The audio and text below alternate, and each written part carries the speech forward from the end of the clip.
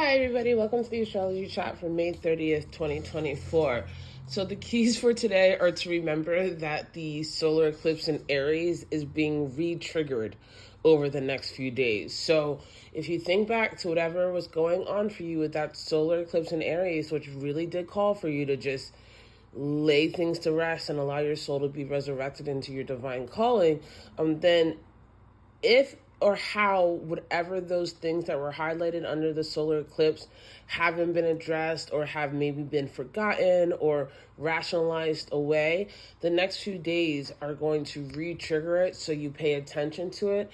And that's why everything might just seem a little bit tense. So with that in mind, allow yourself to be kind, to be patient, and to be mindful with how you're interacting with this re-triggering of the awareness of who and what you're letting go and doing the work of manifesting who you're becoming. And I say this because we have the moon in Pisces. The moon in Pisces is the house of spirit. This is the house of institution, the imagination.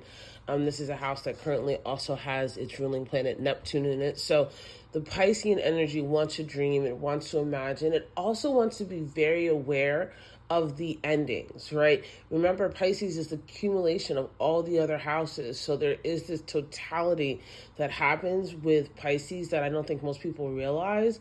And it can be very much underneath the surface, right? So allow yourself to feel what's underneath the surface with love and understanding, especially since we have the sun and the moon in square today.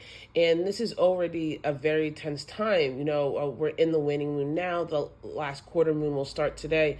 And so the moon is very much also in this phase of releasing, of completing, of letting go, of being really aware of where we are at this point, wherever that is, and that means individually and collectively, right? So do keep that in mind, especially since we do have a semi-square to Chiron, a semi-square to Mars as well. And so again, we have this tension with the self. It's the ending and the self, right?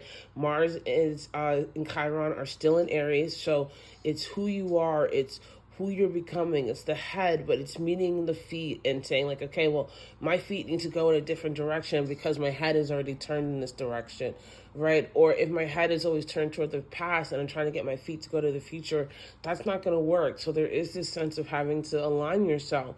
Now, on the upside, this irritation, I believe irritation as an opportunity for growth, right? This irritation can lead you to be more aware, more accountable. Another thing about that solar eclipse in Aries was also reminding you that you have the power. You have the power to be rebirthed. You have the power to connect to the divine. You have the power to go where nobody else thinks you should go, just because you know in your heart that's where you're supposed to go. And so again, that fire of like, but I can, I need to, and I want to, is also reignited today. We also have a square to Venus that is now in Gemini. And so this is where you're going to be able to see how or how not your relationships with other people are connecting to your spirit in a good way. Listen, all your connections feed something in you, right? All of your connections, all of your relationships are feeding some part of you, right? Are they feeding the part of you that's ambitious, driven, honest, has integrity, is transparent, or not? And so there is very much this energy of you can't wait for other people to do what you think they should do for you to become who you need to be. That's on you. And whatever that looks like, don't be afraid to go for it. And even if you are afraid, do it anyway. A lot of the best things in my life have come because I was afraid and did it anyway. I love you guys so much, and I'll see you tomorrow.